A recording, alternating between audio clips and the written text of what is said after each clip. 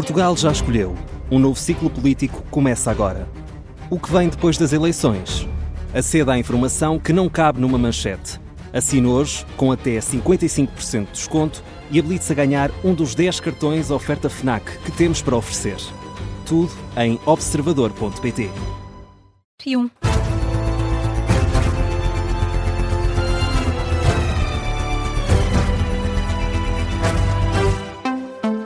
As notícias com Carla Jorge de Carvalho. Em entrevista ao observador, Christine Ummier-Weidner acusa o governo do PS de a ter usado como escudo político e bote expiatório no despedimento da TAP.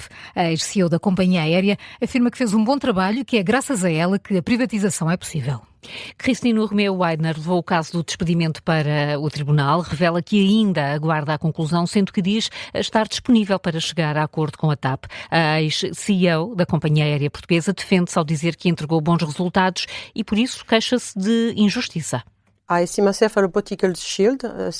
Vejo-me como um bote expiatório ou escudo político numa situação que nada teve a ver com a minha performance.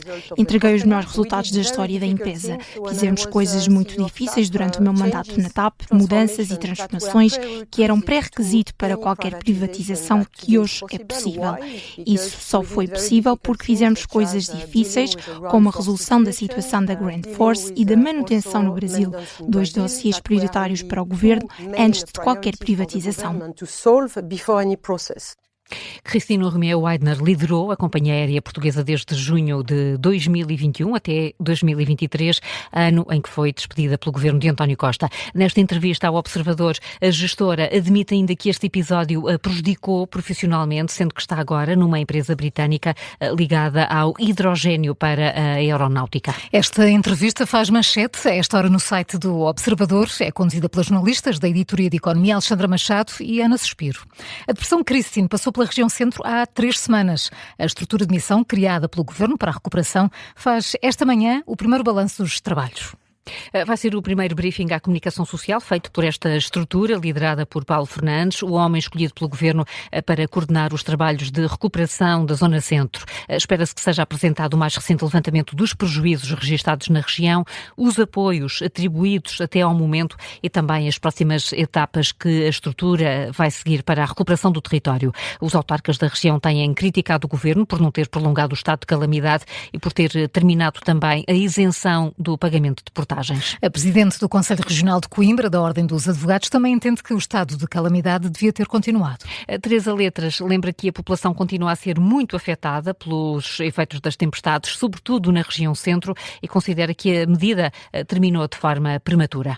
Neste momento, ainda, no meu entender, naturalmente, não estão repostas as condições mínimas para grande parte das populações mais afetadas. E com o termo do período definido para a situação de calamidade, naturalmente que essa situação de exceção desaparece. Portanto, na minha opinião, é prematuro, ou foi prematuro, porque na verdade já terminou, dar por fim a situação de calamidade, porque na verdade muito há que ainda se encontra.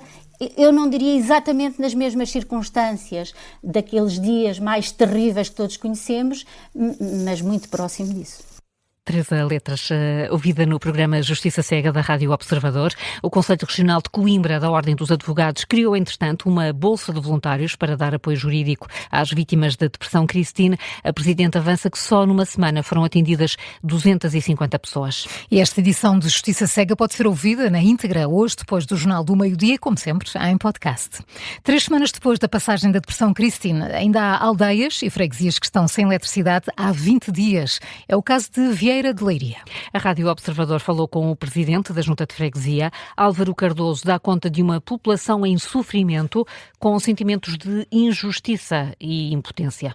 Improvisou-se para a sobrevivência das pessoas, improvisou-se um bocadinho, e voltámos um bocadinho atrás no tempo, às antigas lareiras, a um conjunto alternativo disso, porque efetivamente, apesar de nos ser facultado alguns geradores, a fragilidade financeira de algumas pessoas não se compadecia com os custos que estão associados.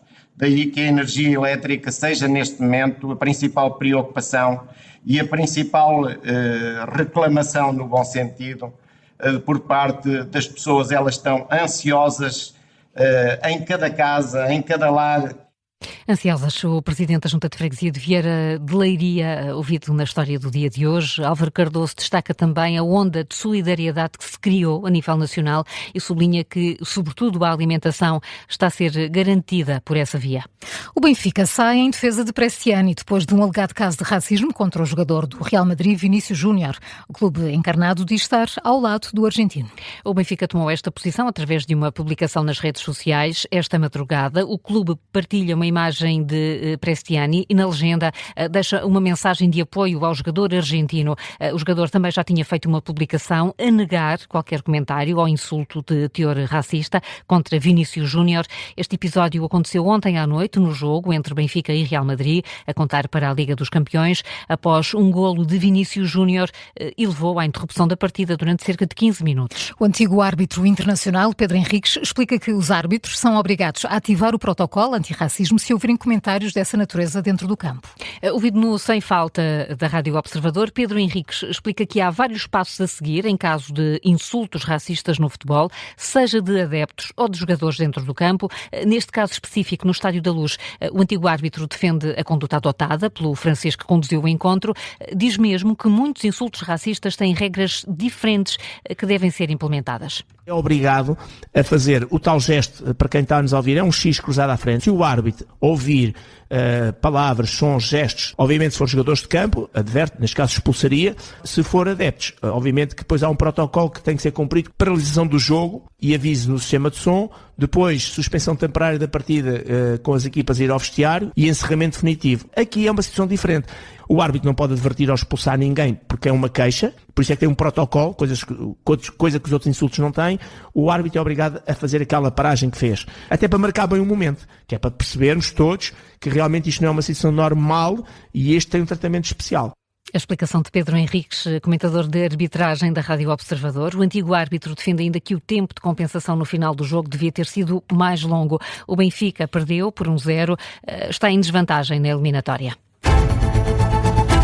São 8h08, já a seguir há momentos de glória. Antes, Carla, que outras notícias marcam esta manhã de quarta-feira? A Ministra do Trabalho recebe hoje as confederações patronais e a UGT. O objetivo é discutir as alterações à legislação laboral. A CGTP não foi convocada para este encontro. A reunião está agendada para as 3 da tarde no Ministério do Trabalho.